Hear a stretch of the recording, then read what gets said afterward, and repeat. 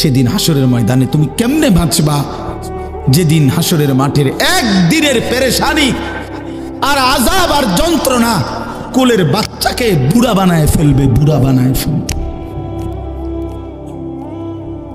হে বান্দা, তুমি জানো না আমি মাওলার শাস্তি কি জিনিস। ফাকাইফা তাত্তাকুনা ইন কাফারতুম ইয়াওমান ইয়াজআলুল বিলদানা শিবা। একদিনে বাচ্চা বুড়া হয়ে যাবে, কোলের বাচ্চা বুড়া হয়ে যাবে। আল্লাহ বলছে এই পরিমাণ যন্ত্রণা পেরেশান। মানুষ বলে ভাই আমার এই 3 মাসের যন্ত্রণায় কষ্টে আমার চুল সাদা হয়ে গেছে, মানুষ এরকম বলে না। আল্লাহ তাআলা বলে বান্দা তুমি কেমনে নাফরমানি করছো, তুমি বুঝতেছো না বান্দা আমার আযাব কি পরিমাণ ভয়ঙ্কর, শাস্তি বড় ভয়ানক আমার। পুরস্কার যেমন অনেক বড়, শাস্তিও অনেক বড়। এজন্য দোস্ত বন্ধু রাত গভীরে ফিকির করে, ওই যে কুয়াশার ফোঁটা পড়তেছে গায়ে, ভেবে দেখেন জিন্দেগির হিসাব মিলায় দেখেন। আর কতদিন চুরি করবেন, আর কতদিন মিথ্যা বলবেন, আর কতদিন ডাকাতি করবেন, আর কতদিন কিস্তি নিবেন, আর কতদিন সুদ খাবেন, আর কতদিন মিথ্যা বলবেন, আর কতদিন ওজনে কম দিবেন, আর কতদিন কাস্টমারকে ঠকাবেন। আপনার ছেলেটা 365 দিনে খোদার 1 বছরে কোনো দিন ফজরের নামাজ পড়ে না। এই জানোয়ার আর কতদিন নামাজ ছাড়া থাকবে? এ তো মানুষের বাচ্চা না, এ তো হাইওয়ান, এ তো চতুষ্পদ জন্তু, এ তো শয়তান। যার কপালে সেজদা নাই তাকে শয়তান বলে। ইবলিস সেজদা দেয় নাই, এজন্যই আল্লাহ বলছে তুই শয়তান। ইবলিস সেজদা দেয় নাই, এজন্য বলছে ফাইন্নাকা রাজিম, তুই আজকের থেকে অভিশপ্ত। ইবলিস সেজদা দেয় না, এজন্য বলছে ওয়া ইন্না আলাইকা লানাতা ইলা ইয়াউমিদ্দিন, বেঈমান সেজদা দিলি না, আজকের থেকে কিয়ামত দিবস পর্যন্ত তোর উপরে আমি আল্লাহর লানত। এই বেনামাজি ছেলে মনে রাখো, তোর উপরে আল্লাহর লানত, আল্লাহর লানত, আল্লাহর লানত, আল্লাহর লানত। মালিকের অভিশাপ নিয়ে সুখে থাকা যায় না, আল্লাহর লানত নিয়ে সুখে থাকা যায় না, সুখ মিলে না। এজন্য হিসাব করেন, 60 বছর বয়স বিড়ি সিগারেট ছাড়বেন না, চা দোকানের আড্ডা বন্ধ করবেন না। আজকে 30 বছর ধরে আপনার ঘরে রঙিন টেলিভিশন চলে, প্রতিদিন নাচ গান নাটক সিনেমা, ছেলে মেয়ে নাতি নাতনি বউ বাচ্চা সবাই দেখতেছে। এটা আর কোনোদিন বন্ধ হবে না? তাইলে আর কোনোদিন বন্ধ হবে না? যার বিবি আজকে 20 বছর বেপর্দা, এই মহিলা তাইলে আর কোনোদিন পর্দা করবে না? বলো বাবা, তোমরা যারা সারা রাত মোবাইলে নাচ গান ছবি দেখো, তুমি আর কোনোদিন ফিরবা না ভাইয়া? তুমি কি এই গুনাহ আর কোনোদিন ছাড়বা না? তাইলে আর কত নারী দেখলে তোমার তৃপ্তি হবে? আর কত ছবি দেখলে তোমার তৃপ্তি হবে? আর কোন দিন ফিরবার সময় হবে? এই রাত গভীরে শেষ হিসাব করে। আলাম ইয়ানি লিল্লাযীনা আমানু আন তাখশা কুলুবুহুম লিযিকরিল্লাহ। আল্লাহ বলে, মুমিন ইমানদার বান্দা আমার, আমি আল্লাহর স্মরণে, আমার বন্দিগি আর আমার জিকিরের জন্যে তোমার দিলটা নরম হওয়ার সময় আজও কি হয়নি বান্দা? আলাম ইয়ানি, বলেন বাবা, বলেন ছেলেরা, বলো বন্ধু, বলো আর কোন দিন সময় হবে? আর কোন দিন ফিরবা? কোন দিন? বয়স্ক বাবা, আপনি ফিরবেন কোন দিন? আমি ফিরব কোন দিন? আল্লাহ আমাদেরকে বুঝ দান করেন, আল্লাহ আমাদের কলিজার মধ্যে ফিকির দান করেন। কোরআনুল কারীমের 29 নম্বর পারা 67 নম্বর সূরা, সূরা মুলক, এই সূরা থেকে 3টা আয়াত আমি তেলাওয়াত করেছি। 12, 13, 14 আর অল্প একটু সময়। এই এখান থেকে একটু কথা বলি তাইলেই শেষ। এক নাম্বার কথা হলো সূরা মুলক। সূরাটার নাম কোরআনুল কারীমের অত্যন্ত ফজিলতপূর্ণ একটি সূরা। রাসূলুল্লাহ সাল্লাল্লাহু আলাইহি ওয়াসাল্লাম বলেছেন, হিয়াল মানিআতু হিয়াল মুনজিয়াতু তুনজিহি মিন আযাবিল কবর। রাসূলুল্লাহ, একটু মনোযোগ দিয়ে শুনেন, দেরি করব না আমি। রাসূলুল্লাহ সাল্লাল্লাহু আলাইহি সাল্লাম বলেন, এই সূরা মুলক 67 নম্বর এই সূরাটি হচ্ছে বাধা দানকারী, রক্ষাকারী। প্রশ্ন হলো কিসের থেকে রক্ষা করে, কিসের বাধা দেয়? তো নবীজি বলেন, তুনজিহি মিন আযাবিল কবর। এই সূরাটি কবরের আযাব থেকে যে নিয়মিত পড়বে তাকে রক্ষা করবে, কবরের আযাব থেকে বাধা দিবে, কবরের আযাব থেকে রক্ষা করবে। কোন সূরা? সবাই বলেন।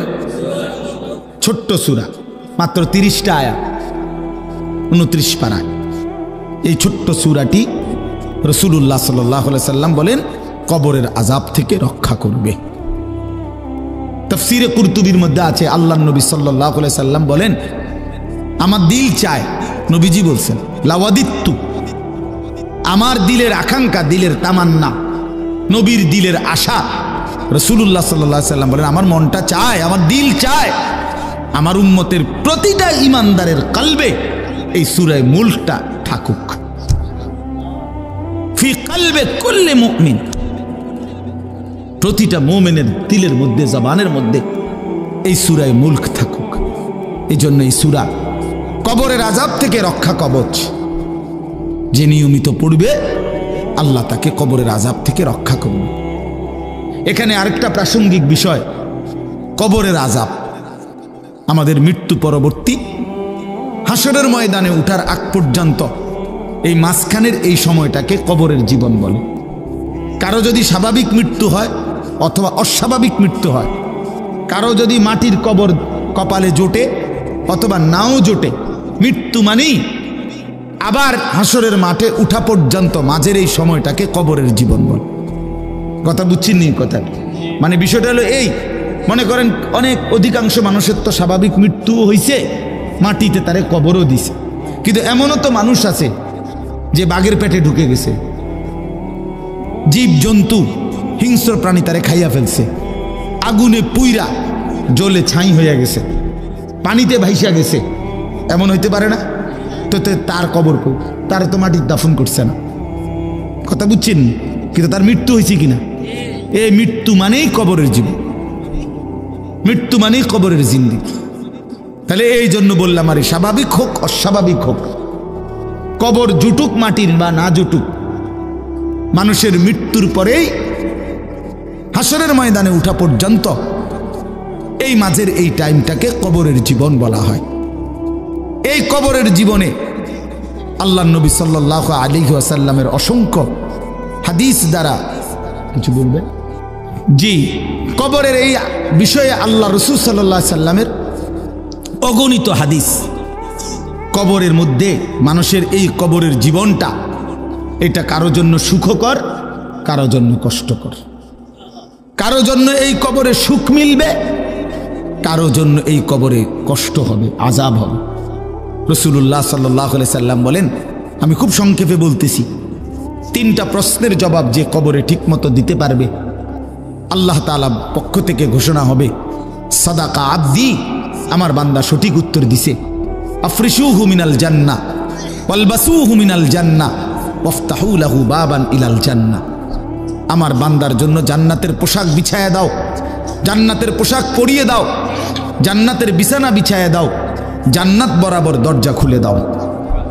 ফেরেশতারা জান্নাতের পোশাক পরিয়ে, জান্নাতের বিছানা বিছিয়ে জান্নাত বরাবর দরজা খুলে দিবে।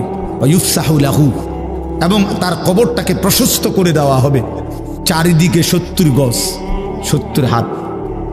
অথবা আরেক বর্ণনা আছে মাদ্দুল বাসার, চোখের দৃষ্টি যায় যে দূর, এর দূর চতুর্দিকে ইমানদার নেককারের কবরকে প্রশস্ত করে দেওয়া হবে। এই সুন্দর প্রশস্ত ঘরে নেককারকে শোয়াইয়া, জান্নাতের বিছানা পোশাক পরাইয়া ফেরেশতা বলবে, ভাই সাহেব নাম কানাউমাতিল আরুস, নতুন জামাই যেভাবে বাসর ঘরে নতুন দুলহা ঘুমায় আরামসে সুখের বাসরে, আমনে আমনে ঘুমান, আমনে ঘুমান, কেউ ডিস্টার্ব করবে না। আমরা এসে নিয়ে যাবো পরে সময় মতো আপনারে। ইসরাফিল ফু দিবে দ্বিতীয়বার, আমরা এসেই আপনারে নিয়ে যাব। আপনি আপাতত এখানে আরামসে সুখের জান্নাতের নিয়ামত ভোগ করতে থাকেন। যে ব্যক্তি কবরে 3টা প্রশ্নের জবাব দিতে পারবে না, রাসূলুল্লাহ সাল্লাল্লাহু আলাইহি সাল্লাম বলেন আল্লাহ তাআলার পক্ষ থেকে বলা হবে কাযাবা আবদি, আমার বান্দা নাফরমান মিথ্যা বলেছে। আফরিশুহু মিনান নার ওয়ালবাসুহু মিনান নার ওয়াফতাহু লাহু বাবান ইলান নার, তার জন্য জাহান্নামের বিছানা বিছিয়ে দাও, জাহান্নামের পোশাক পরিয়ে দাও, জাহান্নাম বরাবর দরজা খুলে দাও। নাউযুবিল্লাহ। ফেরেশতারা এই 3টা কাজ করবে। প্রথম, এই হলো এক গ্রুপের কাজ।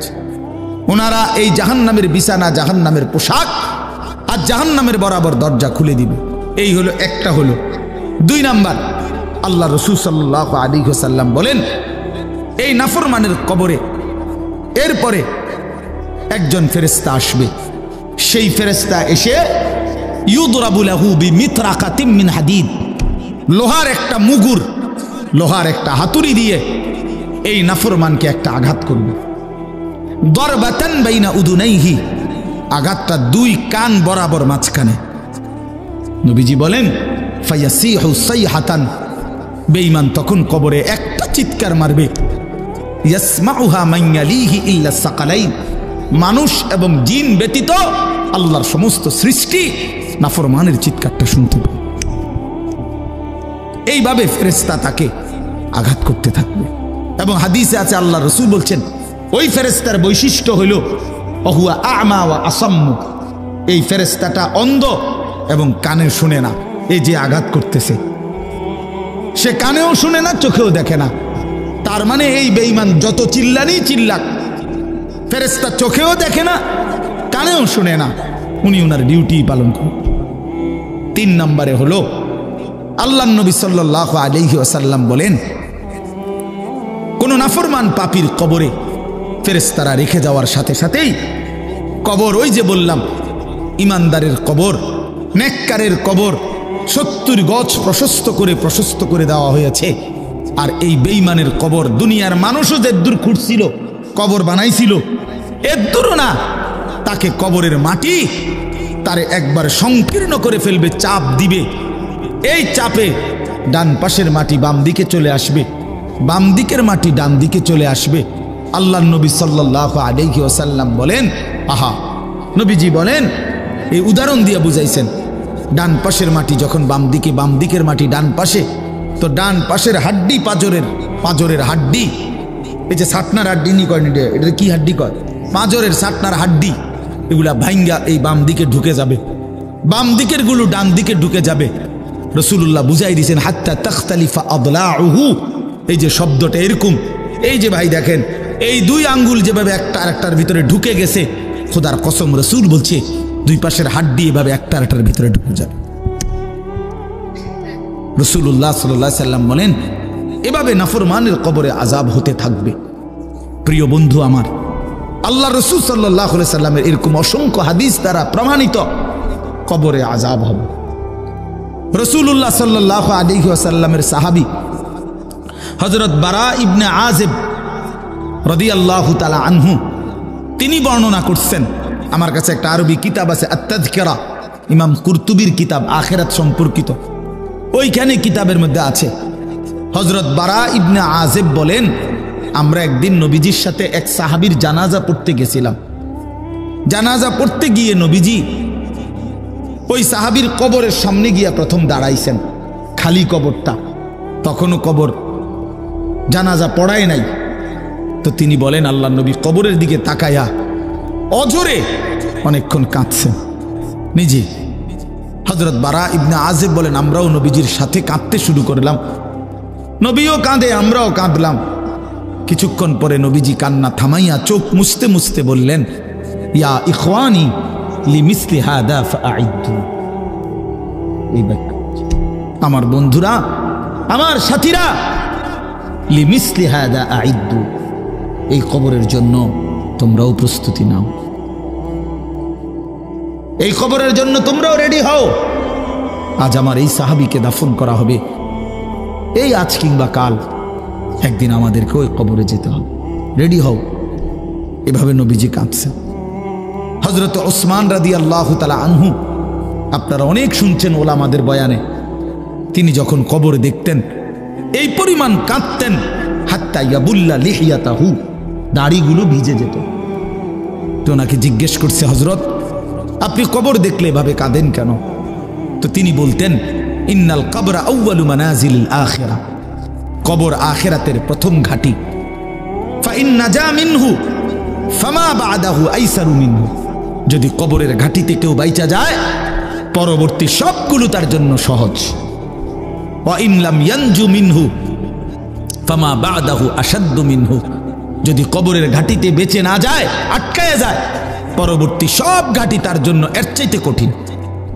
এরপরে তিনি বলতেন, ক্বালা ওয়া ক্বালা রাসূলুল্লাহ সাল্লাল্লাহু আলাইহি ওয়াসাল্লাম, হযরত ওসমান তখন নবীজির একটা হাদিস শুনাইতেন, যে শোনো আমি নবীজির হাদিস শুনাইতেছি। আল্লাহর নবী সাল্লাল্লাহু আলাইহি সাল্লাম বলছেন, মা রাআইতু মানজারান কাত্তু ইল্লা ওয়াল কবরু আফজাউ মিনহু। নবীজি বলেন, উম্মত আমি মুহাম্মদ বলতেছি, জীবনে আমি যত আযাবের দৃশ্য দেখেছি, কবরের চাইতে ভয়ানক কোন আযাবের দৃশ্য আমি রাসূল দেখি নাই। মা রাআইতু মানজারান কাত্তু, কখনোই দেখি নাই কবরের চাইতে ভয়ানক কোন দৃশ্য। এজন্য প্রিয় বন্ধু আমার, কবরের আযাব সত্য। এই আজকে আমরা যারা নাফরমানি করছি, আমরা যারা আল্লাহর অবাধ্য, নামাজ রোজা, হালাল হারাম পাক নাফাক, শরীয়তের হুকুম আহকাম পাত্তাও দিচ্ছি না, আমাদের আখিরাত তো আছেই, হাসরের ময়দান তো আছেই, কবরেই ভীষণ আযাব হবে, কবরের কষ্টটাই সহ্য করা যাবে না। মুহাদ্দিসিনে কেরামের কারো কারো মত হইল, সর্বশেষ যেই লোকটা কবরে যাবে হতে পারে তাকে 40,000 বছর কবরে থাকতে হবে। তো এখন যারা কবরে যাচ্ছে, নূহ আলাইহিস সালামের জামানায় যারা কবরে গেছে, ইব্রাহিম আলাইহিস সালামের জামানায় যারা কবরে গেছে, রাসূলুল্লাহ সাল্লাল্লাহু আলাইহি সাল্লামের জামানায় যারা কবরে গেছে, তারা বাপ আজকে কতদিন কবরে পড়ে আছে? নাকি মাঝিদি একবার কিয়ামত হইছে? কথা বলেন না, হইছে? তো তারা আজ কতদিন পড়ে আছে? তো সর্বশেষ ব্যক্তিটাও যদি 40,000 বছর থাকতে হয়, তাহলে আগের মানুষগুলো আমাদের কি হালাত?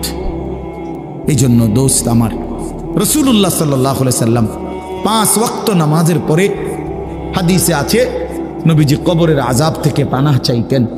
আল্লাহুম্মা ইন্নী আউযু বিকা মিন আযাবিল কবর ওয়া মিন ফিতনাতিল কবর ওয়া মিন ফিতনাতিল মাসীহিদ দাজ্জাল ওয়া মিন ফিতনাতিল মাহইয়া ওয়াল মামাত। এটা নবীজির 5 ওয়াক্ত নামাজের পরের কমন দোয়া ছিল। নিয়মিত কবরের আযাব থেকে মুক্তি চাইতেন, অথচ তিনি নিষ্পাপ, যার নিজের কোনো গুনাহ নাই, তিনি যদি এতবার দোয়া করতেন, আমি আপনি কি পরিমাণ দোয়া করা উচিত? অতএব আমি রাত গভীরে মনে করাই দিলাম, আমাদের কবর সত্য। প্রিয় বন্ধু আমার, বাবারা আমার, হাসলেও মরে যাবেন, কাঁদলেও মরে যাবেন, সুখে থাকলেও মরে যাবেন, দুঃখে থাকলেও মরে যাবেন। আল্লাহ যেন বারবার বলছে, বান্দা তুমি চাও কিংবা না চাও, আমি কিন্তু তোমার এনে থাকতে দেব না। বান্দা তুমি চাইলেও থাকতে দেব না, তুমি না চাইলেও থাকতে দেব না। আমি বান্দার রাখতাম না, এখানে এটা রাখতাম না, তোমারেও মনে রাখতাম না, পৃথিবীটাকেও আমি জাগাত রাখতাম না।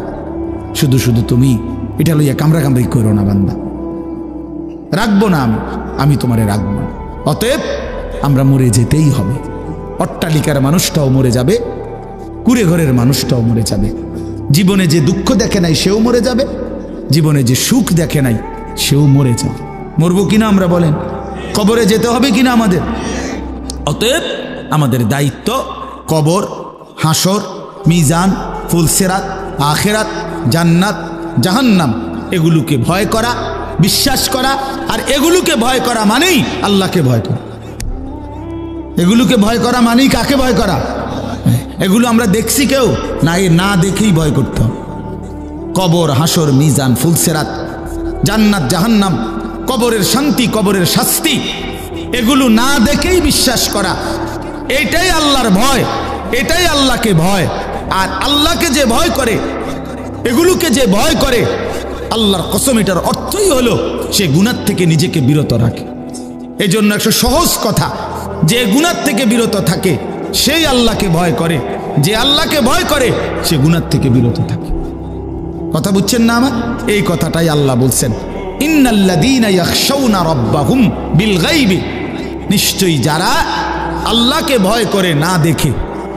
না দেখে এই কথার অর্থ হইল আমি আল্লাহকেও দেখি না, অথচ আমার আল্লাহকে আমি ভয় করি। আমি কবর দেখি না, জাহান্নাম দেখি নাই, আখিরাত দেখি নাই, হাসরের ময়দান দেখি নাই, মিজান ফুলসিরাত দেখি নাই, কিন্তু আমি আল্লাহ রসুলের কথার উপরে, কোরআনের কথার উপরে আমার মালিকের এই কথাগুলো বিশ্বাস করি, ভয় করি। তো এই কথার উপরে যাদের জীবন, তার মানেই তারা গুনাহ থেকে বেঁচে থাকে। আল্লাহ তাআলা বলেন, আল্লাহকে ভয় করে না দেখেই আল্লাহর কথা, আল্লাহর আখিরাতের বিষয়গুলোকে তাফসিরে লিখছে, ইয়াখাফুনাল্লাহ ওয়া ইয়াখাফুনা আযাবাহু। তো আল্লাহর আযাবকে যারা ভয় করে, আল্লাহকে যারা ভয় করে, গুনাহ থেকে যারা বিরত থাকে, আল্লাহ বলেন আমি ওয়াদা দিলাম আমার সেই বান্দাদেরকে আমি দুইটা পুরস্কার দেব। এক, লাহুম মাগফিরাতুন, তাদের পেছনের জিন্দেগির সব গুনাহ মাফ করে দেব। দুই, ওয়া আজরুন কাবীর, সবচেয়ে বড় বিনিময় আমার জান্নাত দিয়ে দেব। এরপরে আল্লাহ বলেন, আমাদের সবাইকে বলছে, ছেলেরা তোমরাও শোনো, আমাদের সবাইকে আল্লাহ বলছে, বান্দা তোমার তিনটা অবস্থা।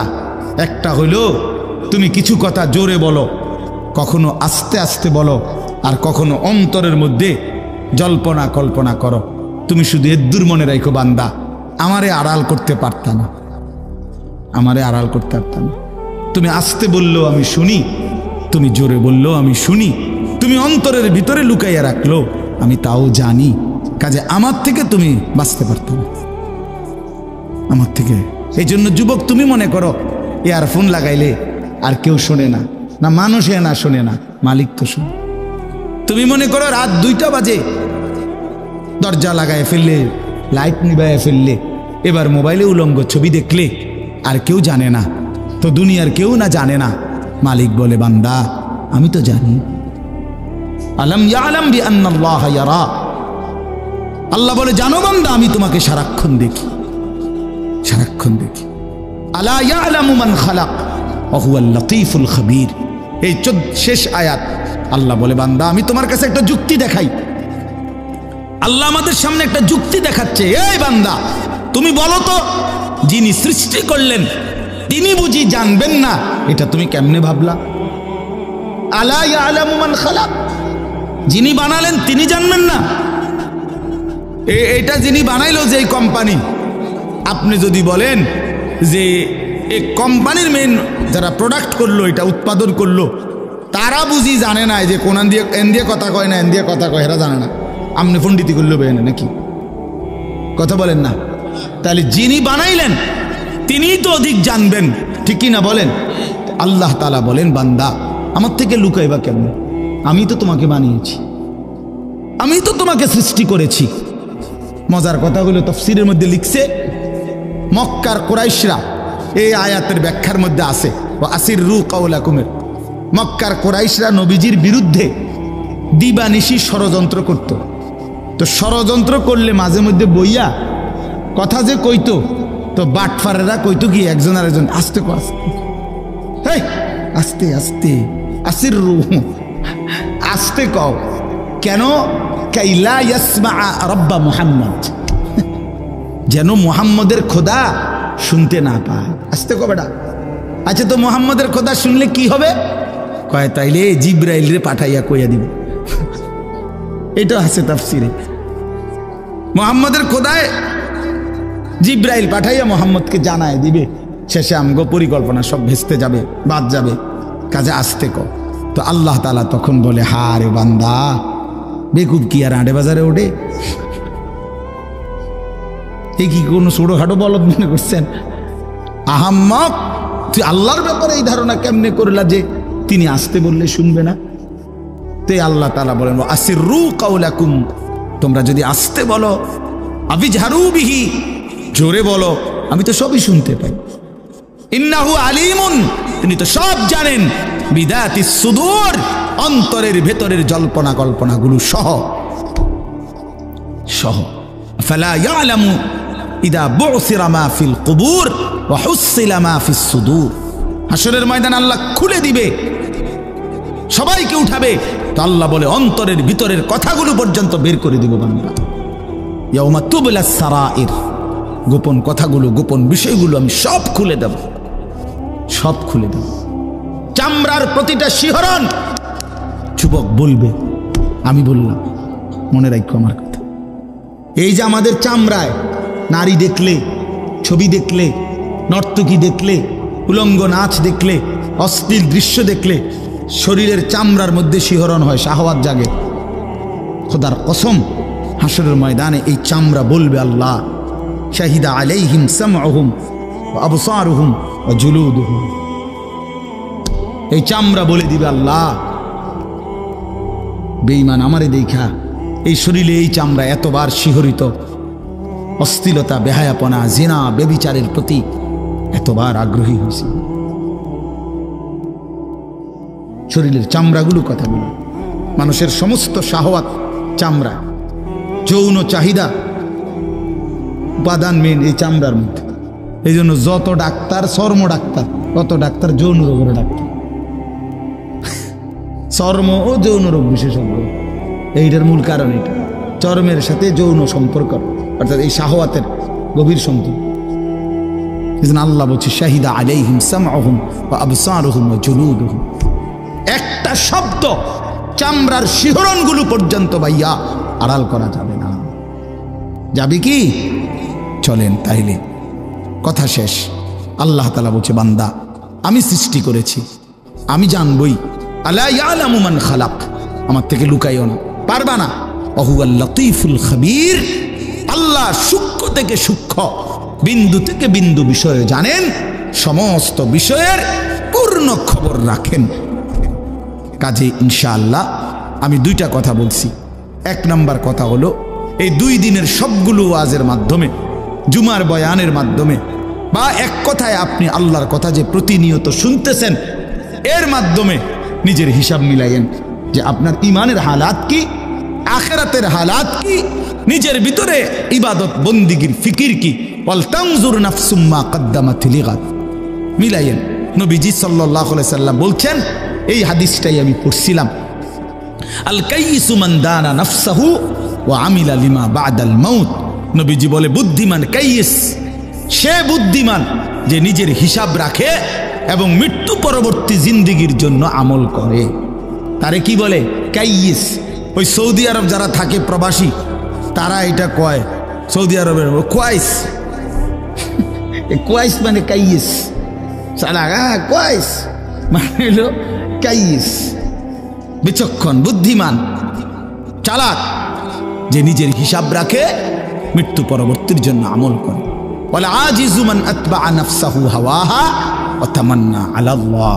আর আল্লাহ বলে, অপদার্থ, ব্যর্থ, ফালতু, অকর্মণ্য সে যে সর্ব বিষয়ে নিজের মনে যা চায় তাই অনুসরণ করে, আর কথায় কথায় এমনি করে নাফরমানি, ভরসা করে আল্লাহর উপর, মুখে বিড়ি, আল্লাহ ভরসা, টাঙ্গাইয়া ফিটবো, টাঙ্গাইয়া টাঙ্গাইয়া আড্ডি মাড্ডি গুড়া গুড়া করে লাগবে একদম সিটারি। হ্যাঁ, সুদের ব্যবসা, বাটফারির ব্যবসা, সাধুয়ানে বইয়া আপনার বেডির দিকে চাইয়া রয়েছে, নাচ গান নাটকে, টেলিভিশনে, এনে বইয়া আল্লাহ ভরসা। আও মারতো না, যত কয় হুজুর এত না, কইতে লাগলে কি গাড়া কম কয় নিও, যত কয় এত না। তোমারে তোমার আলগা কেডা বলছে, কোন ইবলিস তোমারে বলছে যে যত কয় তার অর্ধেক? কথা বুঝছেন?